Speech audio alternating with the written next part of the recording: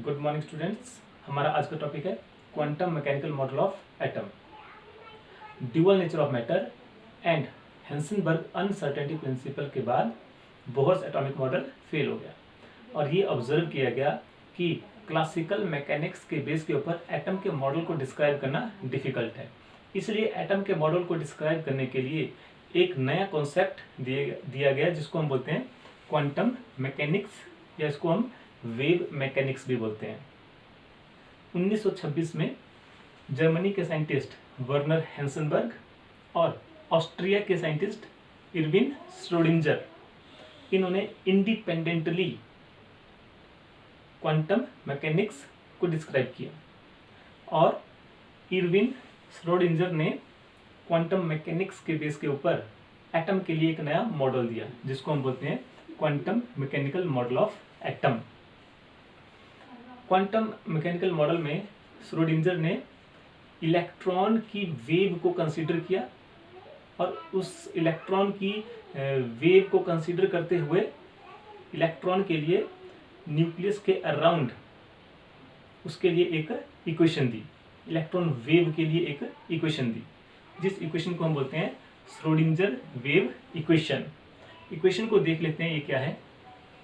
Equation है हमारे पास curly D square psi upon curly D x square plus curly D square psi upon curly d y square plus curly D square psi upon curly d z square plus 8 pi square m upon x square with in bracket e minus v psi is equal to 0।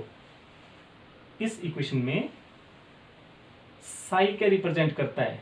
Sai represent करता है wave function of electron wave. Electron की जो wave है, electron ऐसे move कर रहा है, इस वेव का जो वेव फंक्शन है वो साई रिप्रेजेंट कर रहा है। और इसमें एक्स वाई जेड ये कोऑर्डिनेट्स हैं, ठीक है। एम इलेक्ट्रॉन का मास है, H Planck's constant, E electron की टोटल एनर्जी और वी इलेक्ट्रॉन की पोटेंशियल एनर्जी है, ठीक है। और curly D square psi upon curly D x square, ये जो टर्म है ये है क्या? This is second differential derivative of psi with respect to X. X के रिस्पेक्ट में साई का सेकंड डिफरेंशियल डेरिवेटिव है ये, और ये क्या हो गया? Second differential derivative of psi with respect to y. This is second differential derivative of psi with respect to z. तो इस इक्वेशन को शॉर्ट फॉर्म में लिखते हैं h cap psi is equal to e psi. इसमें h cap क्या है? ये एक मैथमेटिकल ऑपरेटर है जिसको हम बोलते हैं हैमिल्टोनियन ऑपरेटर, ठीक है। तो इसके बाद हम नेक्स्ट देखेंगे Schrödinger wave equation for hydrogen atom.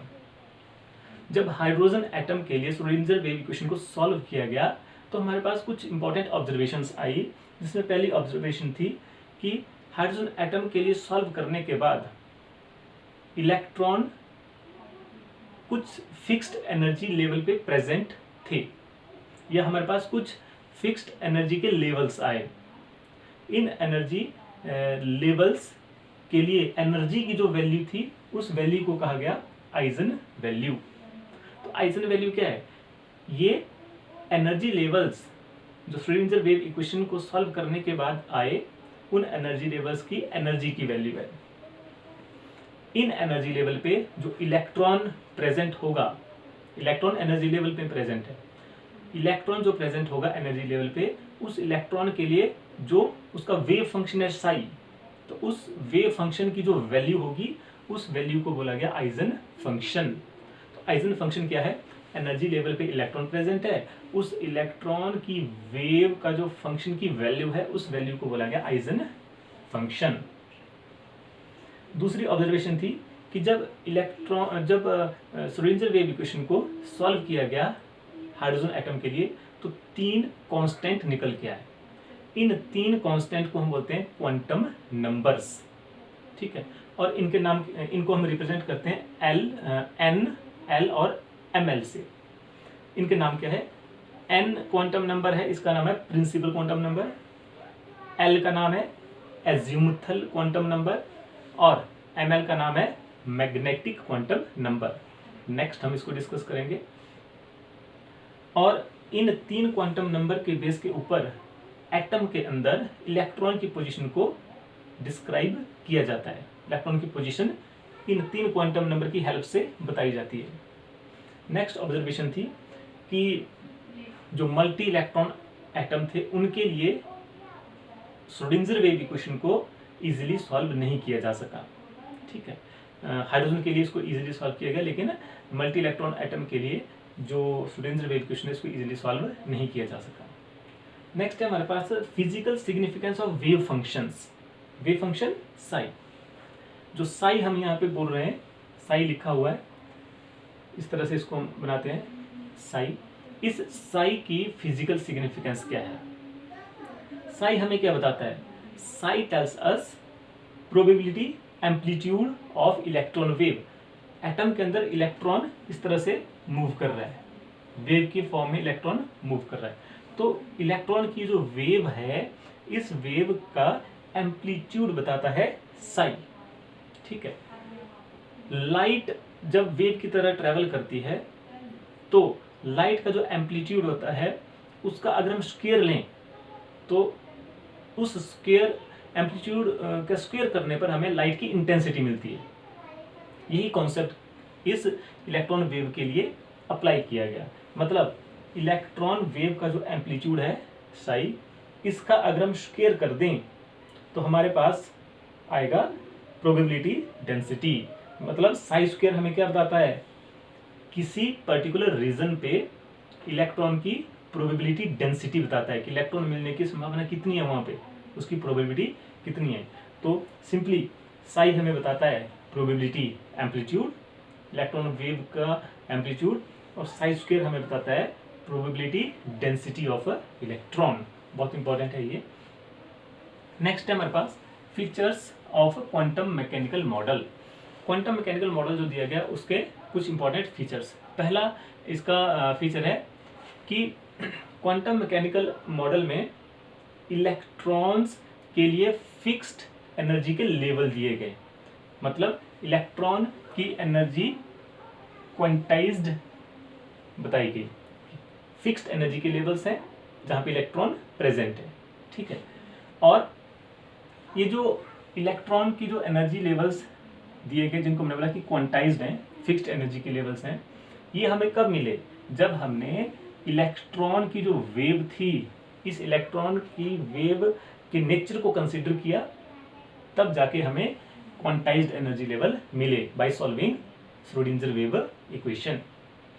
इसके बाद जो हमने यहाँ पे भी बोला, कुछ मोस्ट प्रोबेबल रीजन हमें मिले जहाँ पे इलेक्ट्रॉन प्रेजेंट हो सकता है।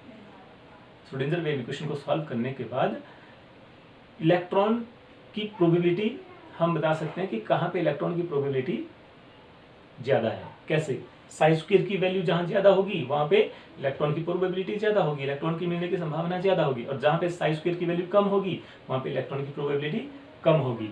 तो इलेक्ट्रॉन की प्रोबेबिलिटी यहाँ पे ली गई कि इलेक्ट्रॉन एक जगह फिक्स है, हम ऐसा नहीं बोल सकते। इलेक्ट्रॉन की प्रोबेबिलिटी हम बताएंगे कि वहाँ पे इलेक्ट्रॉन की मिलने की संभावना ज़्यादा है। तो इस कॉन्सेप्ट में, इस पॉइंट में हेंसनबर्ग अनसर्टेनिटी प्रिंसिपल के कॉन्सेप्ट को भी कंसीडर किया, और इलेक्ट्रॉन की प्रोबेबिलिटी बताने का जो तरीका था उसको हमने ऑर्बिटल्स से बताया। ठीक है, इसके बाद साई हमें क्या बताता है? हमने बोला ये हमें wave function of a electron बताता है।